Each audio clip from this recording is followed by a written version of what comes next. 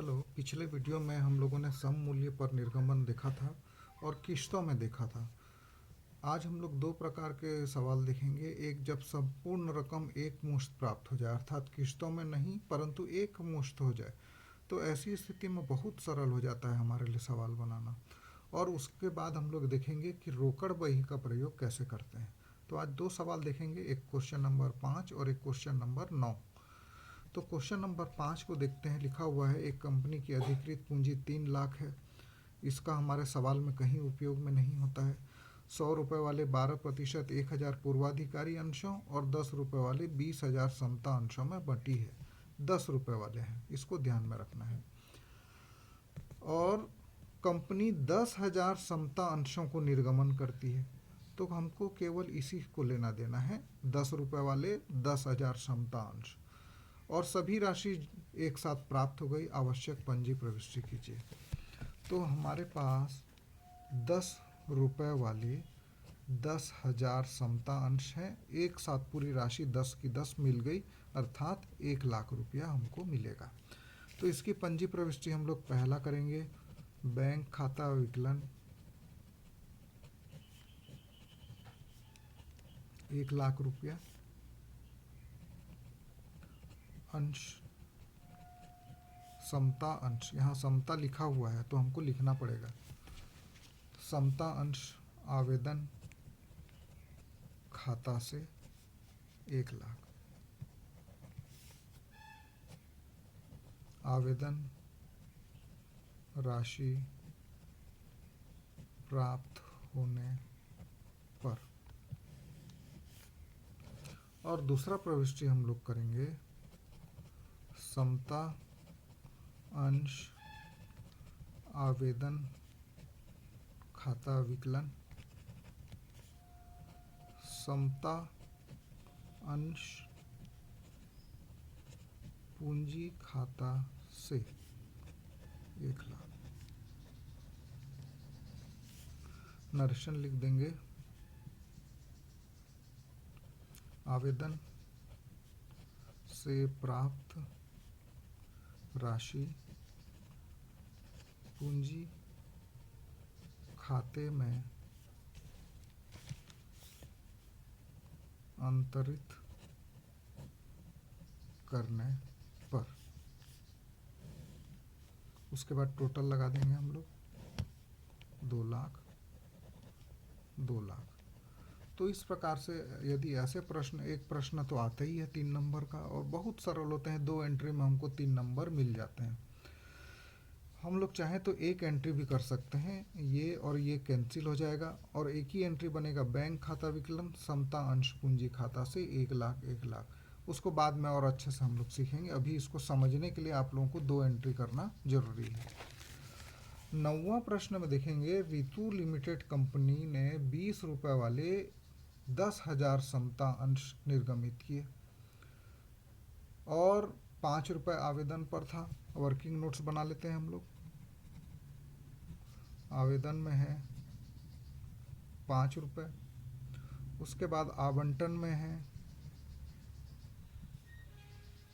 10 रुपया और याचना में है 5 रुपया। टोटल 20 रुपये वाले हैं। आवेदन में हमको कितना मिलेगा, 10,000 है तो 50,000 मिलेगा। 10,000 के हिसाब से 1,00,000 मिलेगा और 10,000 के हिसाब से याचना में 50,000 मिलेगा। प्रश्न में ये लिखा है कि आवश्यक जर्नल प्रविष्टि एवं रोकड़ बही बनाइए। देखिए, रोकड़ बही बनाइए। तो जब भी रोकड़ बही बनाया जाता है तो रोकड़ से संबंधित जो प्रविष्टि है वो यहाँ कैश बुक में किया जाता है, और जिसमें रोकड़ का प्रयोग नहीं किया जाता है वो वाली प्रविष्टि जर्नल एंट्री में की जाती है। जैसे कि पहला स्टेप है हमारा आवेदन का, जब हमको पहला एंट्री करते हैं, बैंक खाता विकलन समता अंश आवेदन खाता से। इसमें समता नहीं लिखा है, अंश लिखा है। बैंक खाता, तो ये बैंक खाता के विकलन में आके हम लोग बैंक खाता के विकलन में लिख देंगे अंश आवेदन खाता से। 50,000। दूसरी एंट्री हम लोग करेंगे यहाँ पर। कौन सी एंट्री होती है वो? अंश आवेदन खाता।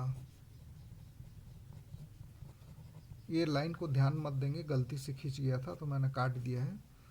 अंश पूंजी खाता से 50,000।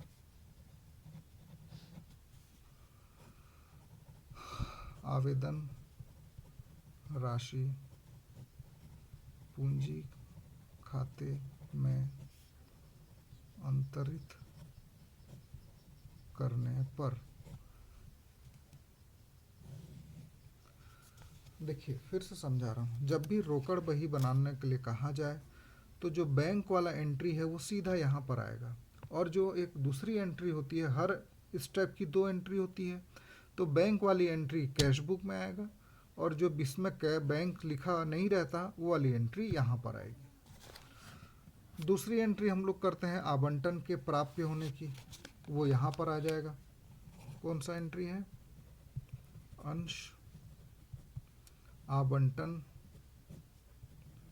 खाता विकलन 1,00,000। अंश पूंजी खाता से 1,00,000। आवंटन राशि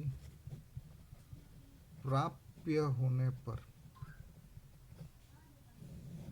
उसके बाद चौथी एंट्री करते हैं हम लोग बैंक खाता विकलन अंश आवंटन खाता से।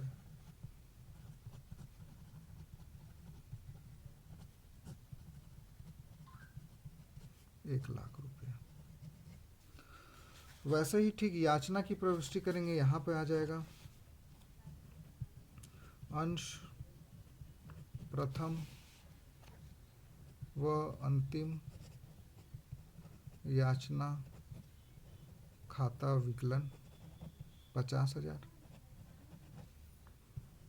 अंश पूंजी खाता से 50,000। याचना राशि प्राप्य होने पर। इसका तो यही खेल खत्म हो जाएगा, तो इसका हम लोग टोटल भी मार सकते हैं 2,00,000। 2,00,000। और जो चौथी एंट्री होगी, सॉरी 2 2 4 छठवीं एंट्री होगी, वो यहाँ आएगी।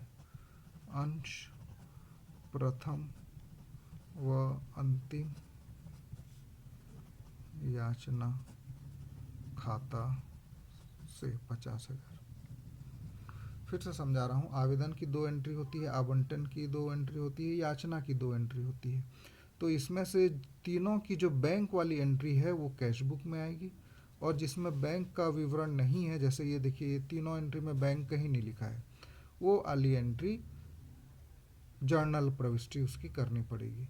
ये दोनों की प्राप्य होने की प्रविष्टि और इसकी पूंजी खाते में अंतरित करने वाली प्रविष्टि यहाँ पर आएगी, और बैंक वाली एंट्री यहाँ पर आएगी। उसके बाद इसको हम लोग सिंपली क्लोज कर देंगे। 2,00,000 और यहाँ पर लिख देंगे शेष ले गए 2,00,000। तो इस प्रकार से आज देखते हैं कि आज के जो दोनों सवाल थे बहुत सरल थे, और बाकी प्रश्न भी सरल हैं, इसलिए मैंने आपके होमवर्क के लिए उसको छोड़ दिया है। उसको आप लोग घर में बनाइए, और जो नहीं बनता है वो अगले दिन जो वेबएक्स क्लास रहती है उसमें ज़रूर से पूछिए, मैं उसमें आप लोगों को और भी इसको क्लियर कर दूंगा।